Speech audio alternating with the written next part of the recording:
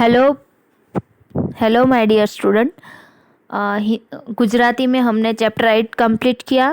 अभी chapter 9 semester 2 के लिए, जिसका नाम है हूँ तो पूछूं, पेज नंबर 45। હું તો પૂછું એટલે કવિનું નામ જે છે એનું નામ શું છે? સુંદરમ. હવે સુંદરમ જે કવિ છે એમને આ ભગવાને બનાવેલી દુનિયા જે છે, સૃષ્ટિ છે, એનામાં એમને ઘણી વસ્તુ માટે એક નવાઈ લાગે છે। यानी कि ये जो कवि है उनको ये दुनिया जो बनाई है भगवान ने, उसके लिए पूरी एक सरप्राइज जैसा लग रहा है। कुछ उनको बिलीव नहीं हो रहा है कुछ चीज़ों के ऊपर। जैसे हम भी देखो, हमको भी कभी कभी क्वेश्चन होता है ना, हम हमारी मम्मी से पूछते, मम्मी ये चंदा मामा किसने बनाया है? ये सूरज कहाँ से आया होगा? ये पृथ्वी ऐसे राउंड राउंड क्यों घूमती है? ऐसे ऐसे कितने सारे क्वेश्चन। ये चकलियाँ ऐसी चींची क्यों करती है? ये कितने सारे क्वेश्चन हमारे मन में आते हैं। तो उसी तरह से इस कवि के मन में भी जो क्वेश्चन आते हैं उसको इन्होंने इस पोयम के द्वारा बताया है। कविનું નામ છે સુંદરમ। હું તમને હિન્દી અને ગુજરાતી બંને લેંગ્વેજમાં એટલે કહું છું કે બંનેમાં તમને સારી રીતે સમજાય। કદાચ ગુજરાતી કોઈને ઓછી સમજાતી હોય તો।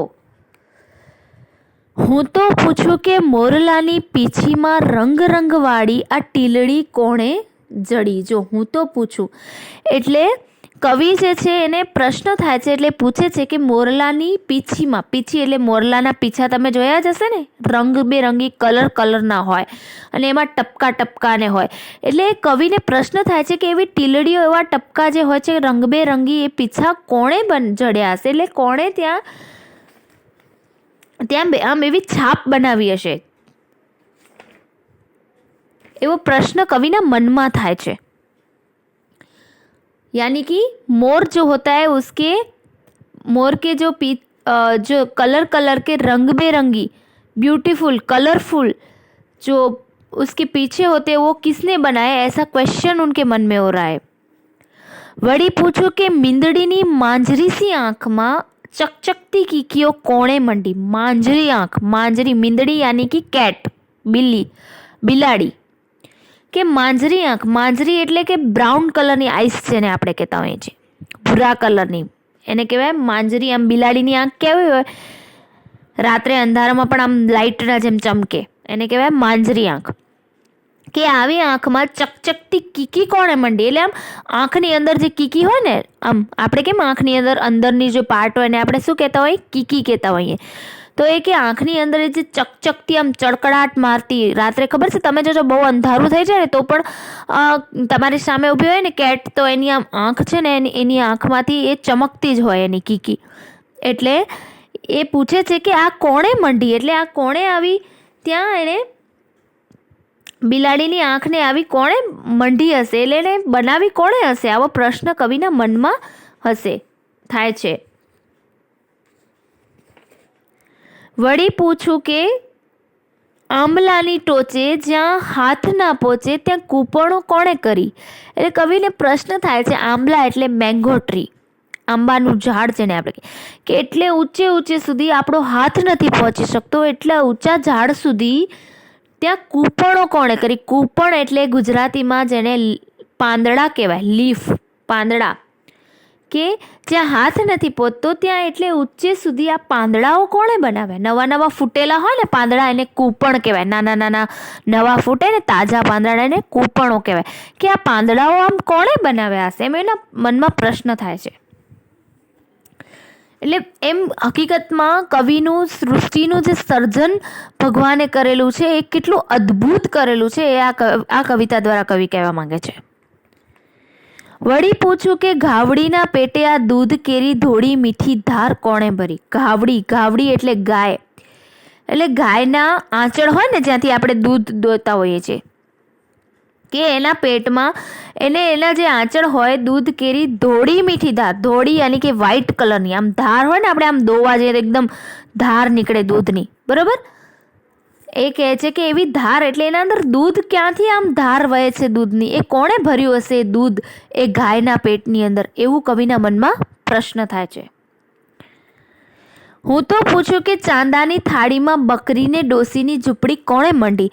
આ એક માન્યતા છે. પહેલાંના સમયમાં તમે સાંભળ્યું હશે કે હમણાં પણ ક્યારેક એવું એક એમને માને, ખબર છે, એવું કહેતા હોય કે ચાંદાની થાળીમાં એટલે ચાંદો ગોળ હોય ને એકદમ રાઉન્ડ શેપમાં, એટલે એને શું કહેવાય, થાળી તરીકે અહીંયા કહેવામાં આવ્યો છે.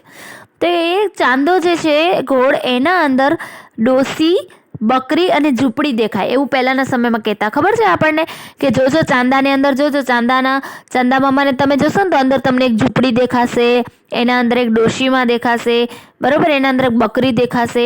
આપણે હકીકતમાં આપણે જોઈએ ને તો આપણને પણ એવું જ દેખાય, કારણ કે આપણે પહેલાંથી આપણા મગજમાં એવું ઇમેજિન કરી લીધું. એટલે कि ये जो चंदा मामा है उसके अंदर हमको एक बकरी दिखने को मिलेगी, एक डोशीमा दिखने को मिलेंगे, एक झोपड़ी दिखने को मिलेगी. ये एक सीन हम पहले से हमारे माइंड में बिठा कर रखते हैं, फिर हम देखते हैं तो हमको वही सीन दिखाई देता है. तो ये सिर्फ एक मान्यता है, सही में नहीं होता है. तो ये कवि के मन में भी क्वेश्चन होता है कि ये सब किसने रखा होगा वो चांदा मामा के वहाँ पे. वड़ी पूछू कि आभनी हथेळीमां सूरजनी भमती भमरडी आ कोणे करी. बरोबर, आभनी हथेळीमां, आभ यानी आकाश, આકાશની હથેળીમાં સૂરજની ભમતી ભમરડી એટલે સૂરજ, ભમરડી એટલે પૃથ્વી, અને ભમતી એટલે પૃથ્વી, અને ભમરડી એટલે રાઉન્ડ રાઉન્ડ રાઉન્ડ રાઉન્ડ ફરવો. એટલે આ સૂરજ અને પૃથ્વી આ જે આમ રાઉન્ડ રાઉન્ડ રાઉન્ડ રાઉન્ડ ફરે છે એ કોણે કર્યું હશે આવું બધું એમ. હું તો પૂછું કે પોપચે મઢેલી આ 10 દિશે દેખતી આંખ મારી કોણે કરી. જો હું તો પૂછું કે પોપચે મંડેલી, આપણા આંખનો ઉપરનો જે ભાગ હોય આમ, જેને આપણે બંધ કરી દો, આંખ બંધ કરી દો અને ઉપર હાથ ફરાવો, એને આપણે શું કહીએ, પોપચો कहिए. हम स्मूथ पार्ट हो ने, हमारी आईज बंद कर देंगे, फिर उसके ऊपर हम ऐसे हाथ रखेंगे तो एक सॉफ्ट पार्ट है ना, उसको हम क्या बोलते हैं गुजराती में, पोपचा.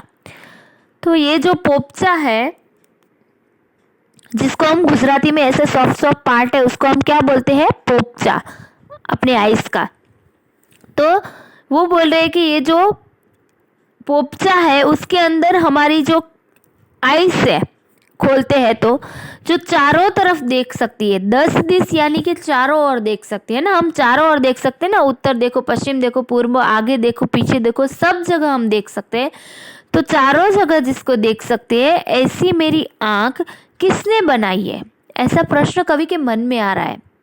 कितनी चीज़ हमारी एक आंखों से हम पूरी दुनिया देख सकते हैं, तो ऐसा इस आंख के अंदर क्या होगा, ऐसा ये किसने बनाया होगा, क्या किया होगा कि हम सब कुछ देख सकते हैं. ऐसा क्वेश्चन कवि के मन में आ रहा है ना. हमको भी कभी कभी होते हैं ना ऐसे अजीब से क्वेश्चन.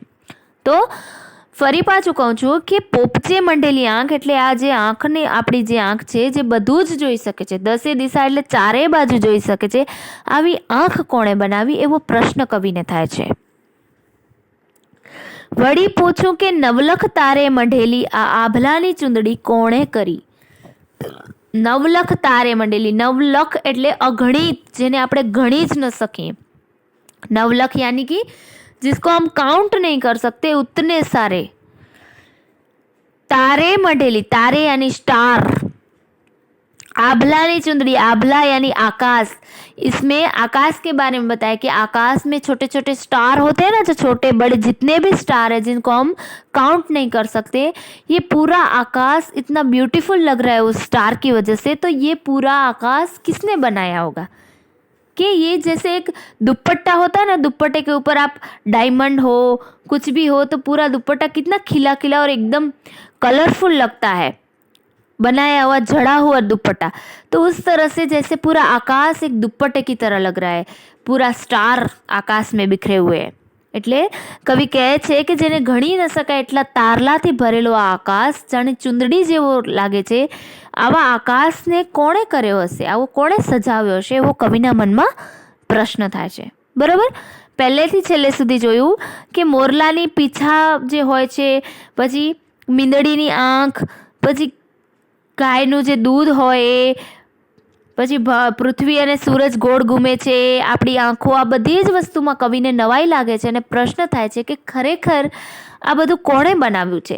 પણ એ સાથે કવિ આપણને એક વસ્તુ બતાવવા માંગે છે કે આ એક કવિની એ જે ભગવાન જે છે, ઈશ્વર જે છે, એની જે રચના છે આ સૃષ્ટિ બનાવવાની, એ કેટલી અદ્ભુત રચના છે અને કેટલી સુંદર રચના છે, જેને આપણે વિચારીએ તો આપણને આમ ખરેખર અચરજ લાગે એવી આ સુંદર રચના છે. અને ઈશ્વરે ખરેખર કેટલી સુંદર રચના કરી છે એને આ નાનકડી કવિતાની અંદર કવિએ આખી કહી દીધી છે.